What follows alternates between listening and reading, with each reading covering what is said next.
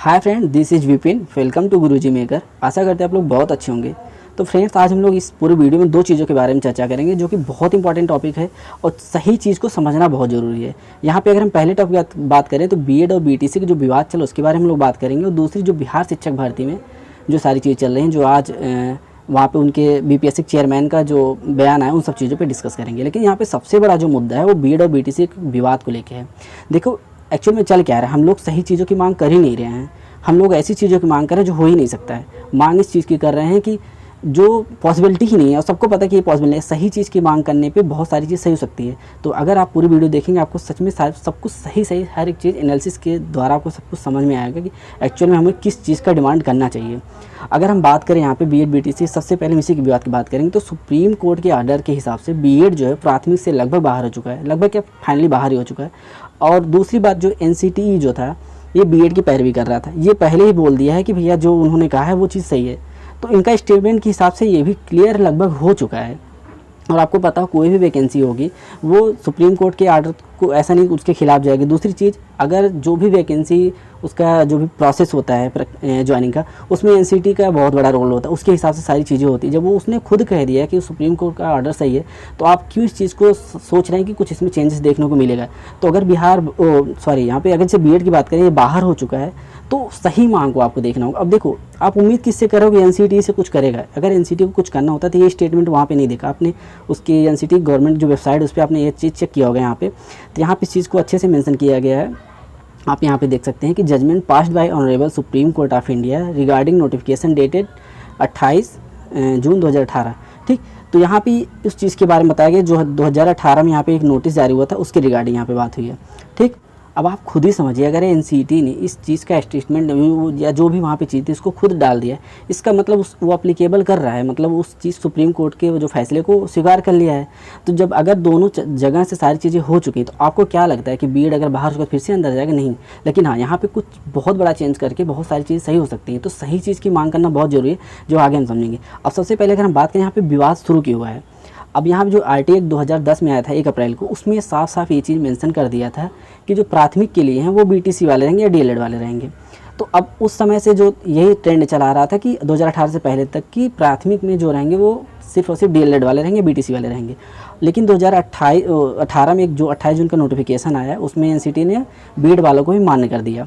ठीक, अब मान्यता दी, लेकिन वहाँ पर एक चीज़ ये मैंसन किया था कि एक ब्रिज कोर्स के तहत जब भी मतलब इनको ज्वाइनिंग हो जाएगी, 1 साल के अंदर हम एक ब्रिज कोर्स कराएंगे और उनको वहाँ से इस कोर्स पे मतलब इस वैकेंसी के लिए एलिजिबल हो जाएंगे। लेकिन आप सोच के देखिए, 2018 का उनका ये नोटिफिकेशन था और 2023 हो गया है।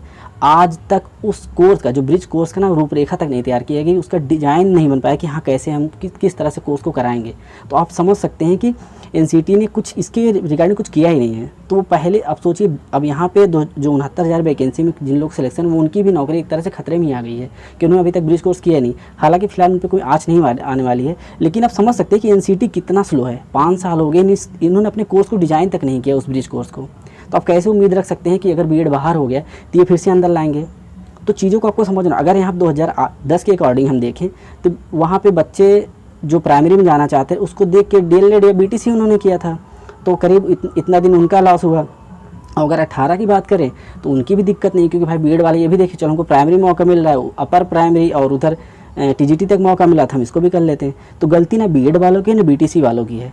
तो अब ना बीएड की है ना बीटीसी की, तो प्रॉब्लम कहाँ पे आ रही है? प्रॉब्लम ये आ रही है कि आप सही चीज़ की मांग उठाइए। सही चीज़ की मांग उठाने का मतलब ये है, अगर आप ये कहेंगे कि बीएड को फिर से प्राथमिकता नहीं होगा, क्योंकि 2 ही लोग इसके पूरे ऑटोनॉमस बॉडी थी, 2 ही लोग इसके मेन थे, सुप्रीम कोर्ट और दूसरा एनसीटी। जब दोनों लोगों ने इस चीज़ को फिक्स कर दिया है, तो आप उस चीज़ को चाहे दंगा फसाद कर लीजिए, चाहे जितना आंदोलन कर लीजिए, कुछ होने वाला नहीं है। और ये पूरा मुद्दा अपना पॉलिटिकल हो चुका है, सब पूरा वोट बैंक की राजनीति। क्योंकि वोट बैंक की राजनीति अगर नहीं होती तो बाहर होने के बाद भी बिहार में बीएड वालों को अलाउ नहीं करते। उनको बस वोट चेंज से किसी से चीज़ से मतलब नहीं, क्योंकि इसके बारे में आगे हम डिस्कस करेंगे। फिलहाल ये चीज़ हो गया। तो घाटा यहाँ पे दोनों लोग हो रहा है, क्योंकि 2010 का स्टेटमेंट या नोटिफिकेशन देखकर लोगों ने बीटीसी किया, उनके साथ भी दिक्कत हो रही है। और 2018 का नोटिफिकेशन देख के बीएड कुछ बच्चे ने किया तो उनका भी, तो कमी दोनों की हो रही है। दोनों लोग का फ़ायदा, दोनों लोग का नुकसान एक साथ हो रहा है। लेकिन अब समझना कि इसका बीच का रास्ता क्या है। अब देखो, अगर यहाँ पे एनसीटी ब्रिज कोर्स की बात किया था बीएड वालों के लिए, तो वो ब्रिज कोर्स आप बीटीसी वालों के लिए कर देना चाहिए। अगर बीएड वाला जो है वो प्राइमरी में एक ब्रिज कोर्स करके 1 साल का अगर प्राइमरी में आ सकता है, तो बीटीसी वाला भी 1 साल का कोई ब्रिज कोर्स करके अपर प्राइमरी में या ऊपर जा सकता है। तो एक ऐसा ब्रिज कोर्स होना चाहिए जिसमें दोनों को फ़ायदा हो, ठीक। तो इसका बीच का रास्ता है, क्योंकि अब बाहर हो चुका उस मुद्दे को आप बार बार कहीं से कुछ भी स्ट्राइक कर लीजिए, कोई आंदोलन कोई कुछ नहीं होने वाला है, क्योंकि सुप्रीम कोर्ट से बड़ा कुछ नहीं है। तो सही इस समय ये है कि उस ब्रिज कोर्स की बात होनी चाहिए कि प्राइमरी जो बीटीसी वाले हैं उस ब्रिज कोर्स को उठाएं, दोनों लोग को साथ में आना होगा। बीएड बीटीसी जो इसमें अलग अलग चल रहे हैं, इन लोग को साथ में आंदोलन करना होगा। और आंदोलन इस बात का होना चाहिए कि भाई ब्रिज कोर्स लाओ। 1 साल का जो ब्रिज कोर्स की बात हुई थी, अगर बीएड वाले कर सकते हैं तो बीटीसी वाले भी कर सकते हैं। बीएड वाले ब्रिज कोर्स करके प्राइमरी में आ जाएं और बीटीसी वाले ब्रिज कोर्स करके अपर प्राइमरी या ऊपर चले जाएं, तो दोनों लोग की प्रॉब्लम सॉल्व है। तो प्रॉब्लम यहाँ पे है, ठीक है। तो इस चीज़ को आपको समझना होगा, सही मांग उठाइए, सारी चीज़ें हो सकती हैं। यहाँ ये पॉसिबिलिटी है, लेकिन आप कहिए बीएड को फिर से प्राइमरी लाएं, ये इम्पॉसिबल से है।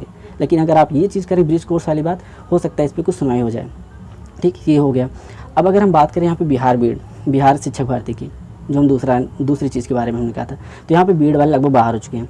अब देखो यहाँ पे जो उन्होंने बीपीएससी चेयरमैन ने कहा, उनका पहला स्टेटमेंट क्या था कि जब हम फॉर्म फिल करते हैं तो वहाँ पे एक स्वघोषणा पत्र जो है, मतलब एक देखा होगा अपने फॉर्म फिल करते हैं, चेकबॉक्स साइन करते हैं हम लोग, क्लिक करते हैं और उसमें ये लिखा रहता है कि ऊपर मेरे द्वारा सारी दिए गए डॉक्यूमेंट सब कुछ सही है, अगर किसी प्रकार की त्रुटि पाने पर या जो एनसीटी की गाइडलाइंस उससे अगर हम फॉलो नहीं करें तो हमको स्वतः निष्कासित कर दिए एग्जाम में, ठीक। तो उनका मतलब क्या है, आप उस घोषणा पत्र को अगर दे दिए हैं तो कुछ भी कल को होता है एनसीटी के खिलाफ आप जा रहे हैं तो आप ऑटोमेटिक निष्कासित, मतलब आप कुछ कर नहीं पाएंगे। तो इस चीज़ को आपको समझना होगा।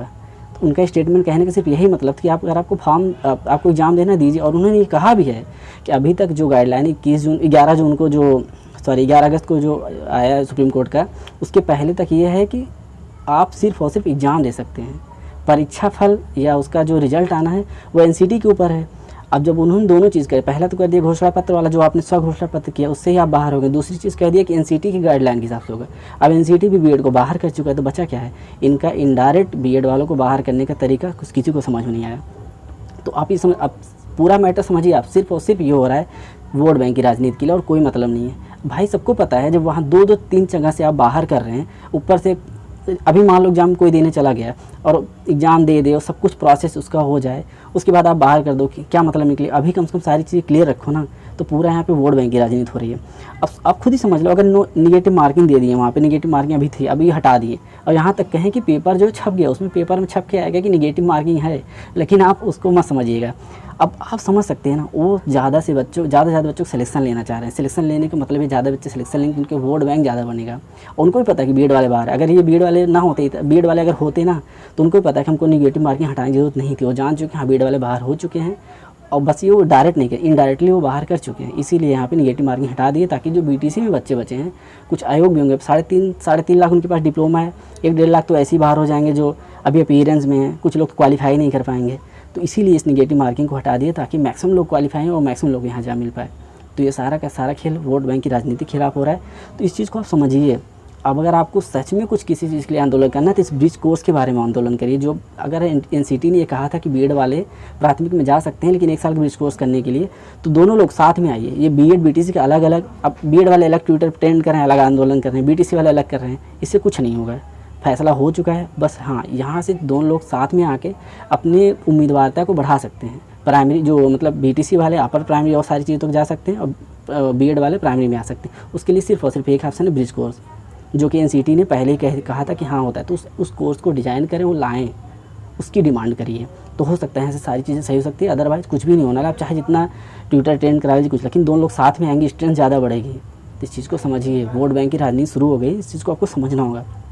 आशा करते हैं मेरे द्वारा बताई गई सारी चीज़ समझ में आएंगे। सच में अगर समझ में आई होंगी, जेन्युइन लग रहा है, इसको ज़्यादा से ज़्यादा शेयर करें, क्योंकि ये कोई नहीं बता रहा है। सब बता रहे बीएड बाहर हो गए, बीटीसी बाहर हो गए, लेकिन ये कोई नहीं बता रहा है कि करना क्या है। अब सही चीज़ की मांग करिए, सब कुछ सही हो सकता है। आशा करते हैं मेरे द्वारा बताई गई सारी चीज़ समझ में आएंगी। कोई भी कन्फ्यूजन कमेंट बॉक्स में से पूछ सकते हैं। थैंक यू, जय हिंद।